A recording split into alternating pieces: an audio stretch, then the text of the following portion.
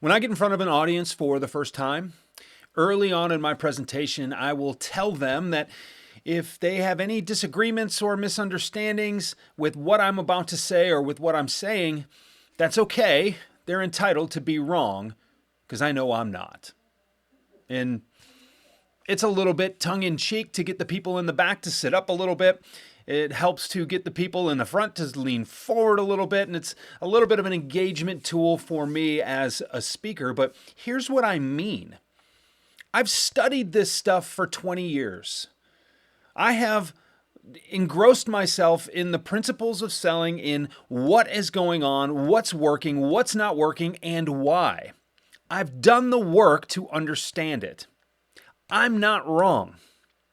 I've positioned and am choosing the language to present it in a way where I am not wrong. But neither are you. Because what I'm not saying is that I'm right. Look, there are more ways to sell right than to sell wrong. That's where Sell Like You comes from. But what I'm trying to do is create an environment where everybody in that room knows that it's a safe place to learn, that I invite the disagreement, that if you bring a little bit of curiosity and just the slightest open mind, we might learn something together. As a matter of fact, I pledge that if you've got a disagreement with me, then I'm going to listen to you, and the goal is that we're going to both get a better understanding of the truth. You've heard me say this before, the truth is undefeated, but it takes work to uncover the truth.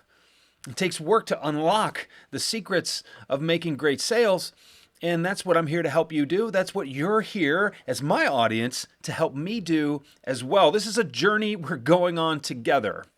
So maybe it helps me to get the attention of an audience at the beginning, but what I wanted to do is set the tone that we have a collaborative environment. And when I say I want you to bring curiosity, you can't be truly curious unless you're willing to be wrong. And that approach, that attitude of curiosity has paid dividends to me throughout my career, and it will continue to do so, because just because I'm not wrong doesn't mean I think I'm right all the time. So when you think about the way you learn, when you think about the things that you approach on a daily basis, that you run into, that you disagree with, who do you assume is wrong? Are you someone that just assumes that anybody that disagrees with you is wrong? That's very closed-minded, and I would suggest that that's not a way to learn. The opposite of that is to assume that just because someone agrees with you, maybe you're wrong. Well, if you take that assumption all the time, well, then that's a recipe to feel terrible, to feel like you're screwing up always, and that you can never get anything right. That's a recipe for a terrible attitude, not one that's going to help you grow and succeed. But when you approach anything that you disagree with as, that flies in the face of what I've been doing, but maybe there's some truth there that I've yet to uncover. Maybe I should explore that. Maybe if I explore that, I might validate my own feelings or try something new or learn something that, maybe could help me, or maybe somewhere in between. Maybe there's a third way. And not in terms of compromise, I mean in terms of growth. So what I'm going to invite you to do, especially going into this year, kind of tricky. These next 8 months or so are going to be a lot of fun in an election year. This might provide to be a very useful survival tactic for you. I know it's helped me over the past couple of election cycles. I look to listen. I don't always share my closely held beliefs. If you're paying close attention, you can probably gather some, but what I look to do is listen, because I think that when other people feel heard, that's what brings people together. And when other people are willing to discuss things with you, that's when we all get better.